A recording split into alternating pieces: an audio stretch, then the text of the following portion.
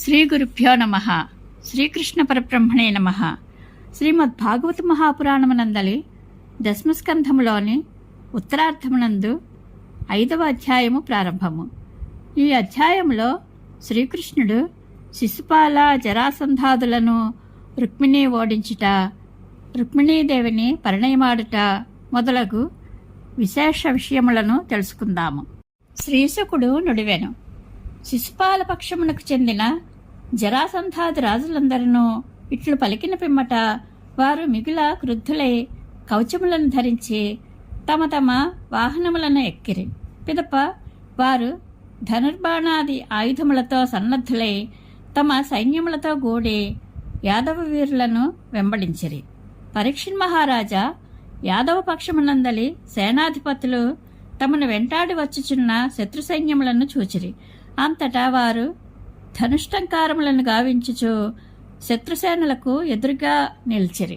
అశ్వములపై గజముల మీద రథముల యందు చేరియున్న జరాసంధాదుల సైనికులు ఎంతయూ యుద్ధకుశలురు.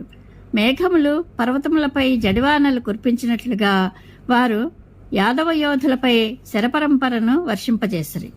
శ్రీకృష్ణుని సైనికులు అరువీరుల శరవర్షంచే కప్పబడి ఉండుటను రుక్మిణీదేవి గమనించెను. అప్పుడు ఆమె భయవిహ్వలయ్యై బెదురుచూపులతో సిగ్గుపడుచు కృష్ణుని వైపు చూచెను. అంతటా కృష్ణ భగవానుడు నవ్వుచూ ఇట్లనెను, సుందరి, భయపడవలదు. నీ సైన్యముల ధాటికి శత్రుబలములు ఇప్పుడే నేలపాలగును. పిమ్మట బలరాముడు, గదుడు మొదలగు యాదవ వీరులు ఆ శిశుపాలాదుల పరాక్రమమును చూచి అసహనమునకు లోనైరి.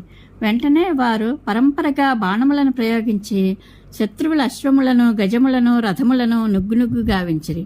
కుండలములతో, కిరీటములతో, తలపాగలతో ఒప్పుచు వేల సంఖ్యలోనున్న శత్రు గజాశ్వరథయోధుల శిరస్సులు బలరామాదుల శరప్రయోగములకు గురి అయి తెగి నేలపై పడెను. అంతేగాక ఆ యాదవయోధుల దెబ్బకు ఖడ్గములతో, గదలతో, ధనుర్బాణములతో ఒప్పుచున్న శత్రువీరుల హస్తములు, ముంజేతులు, తొడలు, పాదములు ముక్కలు ముక్కలై నేలకూలెను. మరియు వారి అశ్వముల, కంచరగాడిదల, ఏనుగుల, ఒంటెల, గాడిదల, కాల్బల్లముల శిరస్సులు నుగ్గునుగ్గై మట్టి కరిచెను. విజయోత్సాహంతోనున్న యదువీరుల విజృంభణకు శత్రు సైన్య బల సముదాయములు అన్నీను చావుదెబ్బతినెను.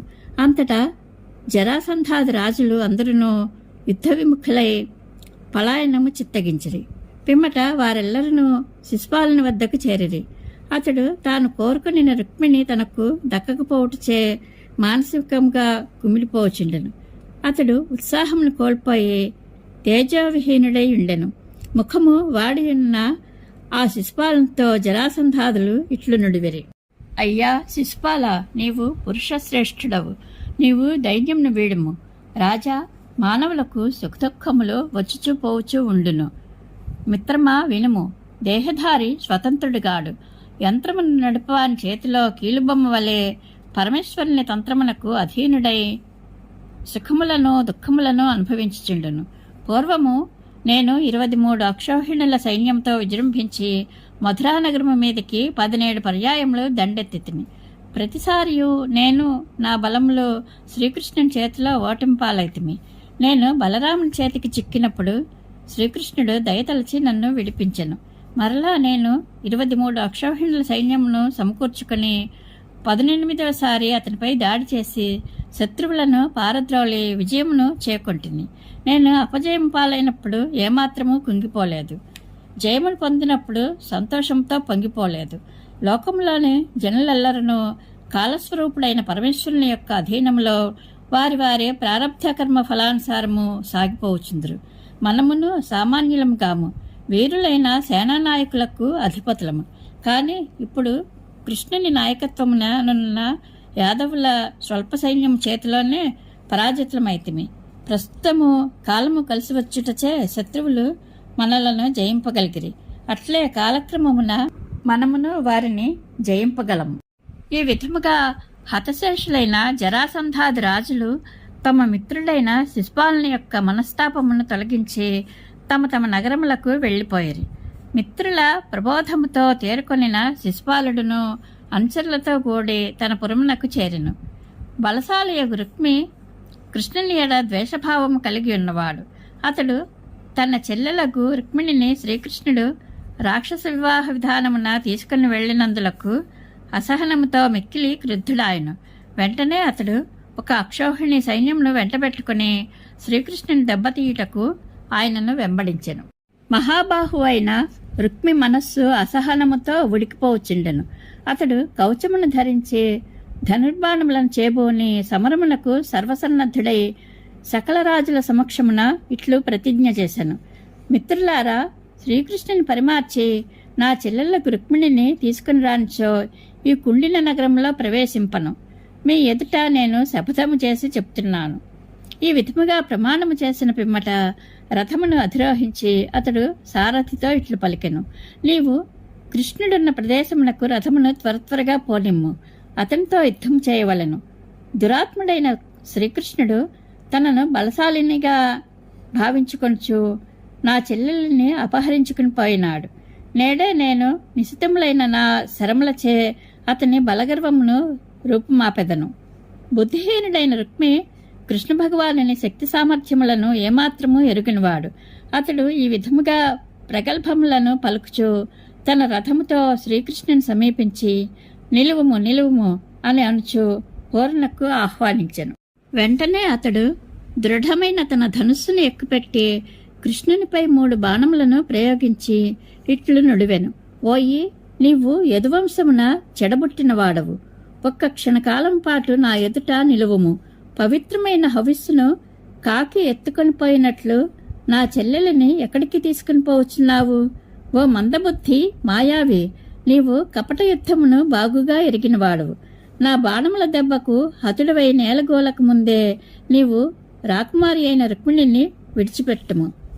రుక్మి యొక్క ప్రగల్భ వచనములను విన్న పిమ్మట శ్రీకృష్ణుడు దరహాసమనర్చుచు రుక్మి యొక్క ధనుస్సును ముక్కలు ముక్కలుగా వించి 6 బాణములతో అతనిని గాయపరచెను.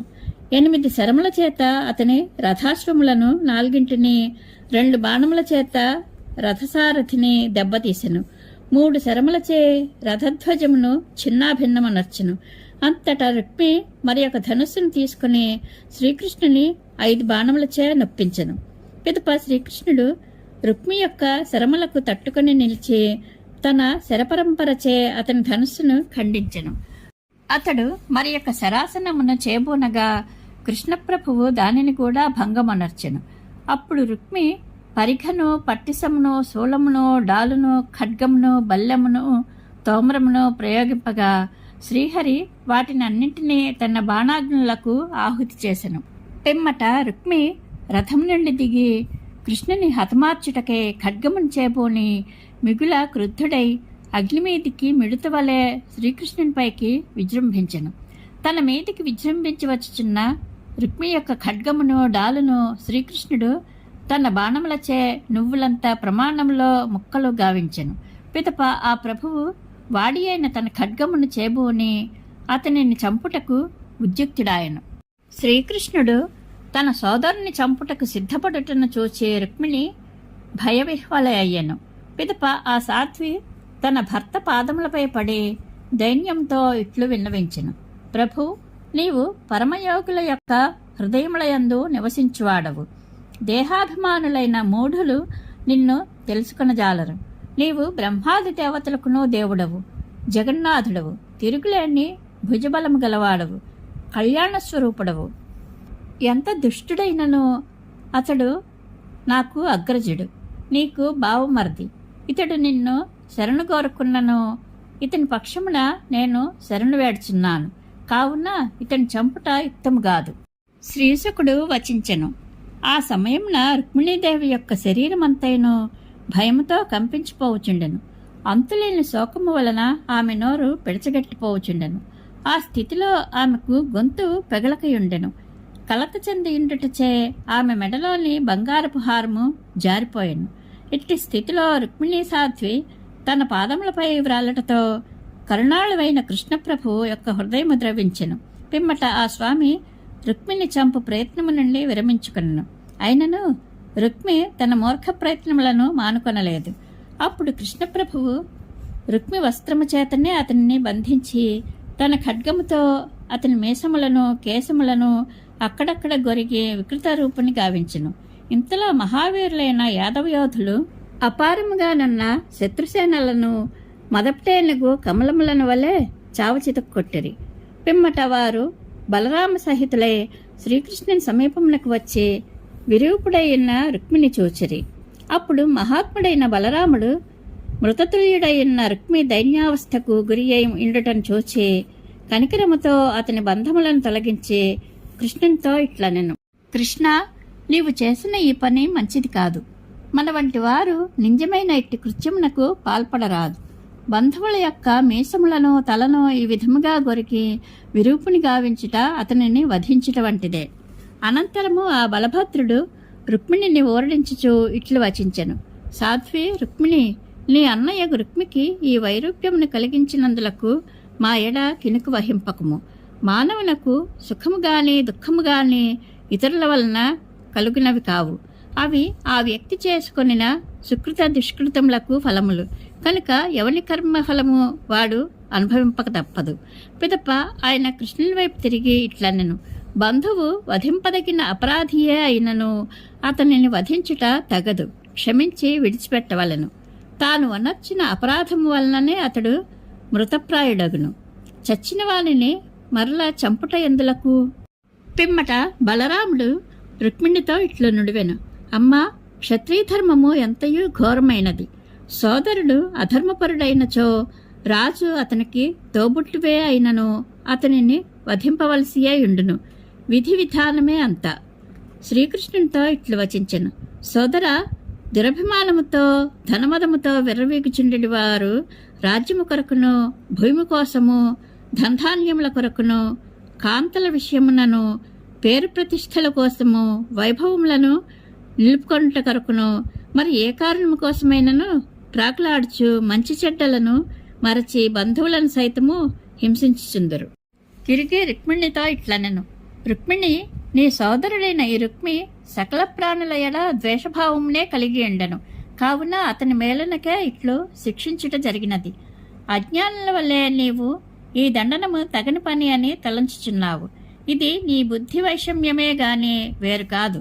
భగవంతుని మాయ వలన మోహితులైన వారు దేహాత్మ బుద్ధి గలవారై ఇతడు మిత్రుడు, ఇతడు శత్రువు, ఇతడు ఉదాసీనుడు అను భేదబుద్ధిని కలిగి ఉందరు. అమ్మా, సూర్యుడును చంద్రుడును ఒక్కొక్కడే అయినప్పటికీ జలాదుల యందు అనేకులుగా భ్రమింపచేయుచుందురు. ఆకాశము ఒక్కటే అయినను ఘటాది భేదముచే వేర్వేరుగా కనబడుచుండును. అట్లే అన్ని దేహముల యందున ఉన్న ఆత్మ ఒక్కటే అయినను ఉపాధి భేదములచే మూఢులు అనేకములుగా భావించుచుందురు. పంచమహాభూతములతో, పంచప్రాణములతో, పంచతన్మాత్రలతో, సత్వాది త్రిగుణములతో ఒప్పుచుండెడి ఈ దేహము ఆద్యంతములు గలది, అనగా జనన మరణములు గలది. కానీ దేహాభిమానము గల జీవుడు అజ్ఞాన కారణముగా ఈ దేహము శాశ్వతమైనది అని భావించి సంసార చక్రమున పరిభ్రమించుచుండును. సాధ్వి, చూచే కన్నులు, చూడబడే రూపములు ఈ రెండింటినీ ప్రకాశింపచేసేది సూర్యుడు ఒక్కడే. అందువలన సూర్యునితో కన్నులకు రూపములకు ఎప్పుడైనా వియోగము ఉండదు, సంయోగము ఉండదు. అదే విధముగా ఈ జగత్తంతైను ఆత్మ వల్లనే గోచరించును. సమస్త జగత్తును ప్రకాశింపచేయనది ఆత్మయే. కావున అశాశ్వతములైన పదార్థములతో ఆత్మకు ఎటువంటి సంయోగ వియోగములు ఉండనే ఉండవు. వృద్ధిక్షయములు చంద్రకళలకే గాని చంద్రునకు కావు. అట్లే జన్మాది షడ్వికారములు శరీరమునకే గాని ఆత్మకు కావు. అమావాస్య దినమున చంద్రుడు లేనట్లుగా అనుకొనుచుందురు, కానీ చంద్రుడు ఉండును. అట్లే శరీరము నశించినప్పుడు ఆత్మ నశించినట్లు భ్రమపడుచుందురు. రుక్మిణి, నిద్రించుచున్నవాడు కలలో వచ్చిన సుఖదుఖాదులను ఆత్మయే అనుభవించుచున్నది అని భ్రమపడుచుండును. అట్లే అజ్ఞాని నశ్వరమైన విషయాదుల యందు సుఖదుఖాదులను పొందుచుండును. సాధ్వి, అజ్ఞానము వలన ఈ శోకము అంతఃకరణమును శుష్కింపచేసి మోహములో పడవేయును. కనుక తత్వజ్ఞానము ద్వారా ఈ శోకమును పరిత్యజించి స్వస్థచిత్తవగుము.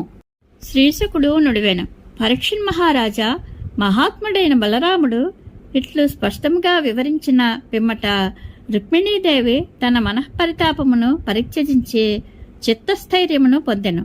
తనకు శత్రువులైన యాదవ వీరుల వలన రుక్మి తన సేనలను తేజస్సును నష్టపోయి ప్రాణావశిష్ఠుడై ఉండెను. శ్రీకృష్ణుడు తనను వికృతరూపునిగా చేయటం వలన కలిగిన పరాభవమును పదే పదే స్మరించుకొనుచు తాను పెట్టుకొనిన ఆశలు అడియాసలైపోగా అతడు తన నివాసార్థమై భోజకటకము అను మహానగరమును నిర్మింపజేసెను. దుర్మతి అయిన కృష్ణుని వధించి నా చెల్లెలకు రుక్మిణిని తీసుకుని రానంత వరకును నేను కుండిన నగరమున అడుగుపెట్టను అని ప్రతినబూని రుక్మి కోపంతో బుసలు కొట్టుచు భోజకటకమునందే నివసింపసాగెను. పరీక్షణ్ మహారాజా కృష్ణ భగవానుడు ఈ విధముగా తనకు అడ్డు వచ్చిన రాజులను అందరినీ జయించి భీష్మక మహారాజు కుమార్తె అయిన రుక్మిణిని ద్వారకా నగరమునకు తీసుకుని వచ్చి విద్యుక్తముగా పరిణయమాడెను. మహారాజా యదువంశ శిరోమణి అయిన శ్రీకృష్ణుని ఎడ అనన్య భక్తి తత్పరులైన ద్వారకానగర పౌరులు ఎల్లరనూ ఆ పవిత్రమూర్తుల వివాహమును పురస్కరించుకుని ఇంటింటా నిత్యనూతనోత్సవములను జరుపుకొనిరి. ఆ వివాహ సమయమున అచ్చటి స్త్రీ పురుషులు అందరినూ చక్కని మణికుండలములను అలంకరించుకొనిరి. వారు వివాహోచితములైన విశిష్ట వస్త్రములను ధరించి ఉన్న ఆ వధూవరులకు అనువగు కానుకలను సమర్పించిరి. ఆ వివాహ మహోత్సవ సమయమున ద్వారకా నగరము అపూర్వమైన శోభలతో తేజరిల్లెను. పురములందు ఎల్లడలను యుక్తిగా ధ్వజపతాకములను ఎగురవేసిరి. ప్రతి గృహములందును చిత్ర విచిత్రములైన పూలదండలను, నూతన వస్త్రములను, రత్నతోరణములను అలంకరించిరి. ప్రతి ద్వారము మంగళకరములైన వట్టివ్రేళ్లతో, చిగురుటాకులతో, పూలతో అలంకరింపబడెను. పూర్ణకుంభములతోనూ అగరుధూపములతోనూ చూడముచ్చటైన దీపపంక్తులతోడను ఆ నగరము కనుల పండువగా అలరార్చుండెను. ఆహ్వానముపై తెంచిన మహారాజుల యొక్క గజేంద్రముల మదధారలతో ఆ నగర రాజవీధులన్నీను తడిసిపోయెను. భవనముల యొక్క ముఖద్వారములన్నీను అరటి స్తంభములతోనూ పోక చెట్లతోనూ ఒప్పుచు కనువిందు గావించుచుండెను. ఆ సమయమున కురు, సృంజయ, కైకేయ, విదర్భ, యదు, కుంతి వంశములకు చెందిన బంధుమిత్రులు ఎల్లరనూ ఉత్సాహముతో అటునిటు సంచరించుచు పరమానంద భరితులై ఉండిరి. శ్రీకృష్ణుడు రుక్మిణీదేవిని తీసుకుని వచ్చి పెండ్లి ఆడిన వృత్తాంతము అక్కడక్కడ గానము చేయబడుచుండెను. ఆ గీతాలాపములను విని రాజులు, రాచకన్యలు మిక్కిలి సంభ్రమాశ్చర్యములలో మునిగిపోయారు. రాజా లక్ష్మీనారాయణుల అవతారమూర్తులైన రుక్మిణీ శ్రీకృష్ణులను కనులారా గాంచుచున్న ద్వారకానగర పౌరులలో మహానందము వెల్లివిరిసెను. ఇది శ్రీమద్ భాగవత మహాపురాణమునందలి దశమస్కంధంలోని ఉత్తరార్థమునందు 5వ అధ్యాయము సంపూర్ణము. శ్రీకృష్ణానుగ్రహ ప్రాప్తిరస్తు. శుభం భూయాత్.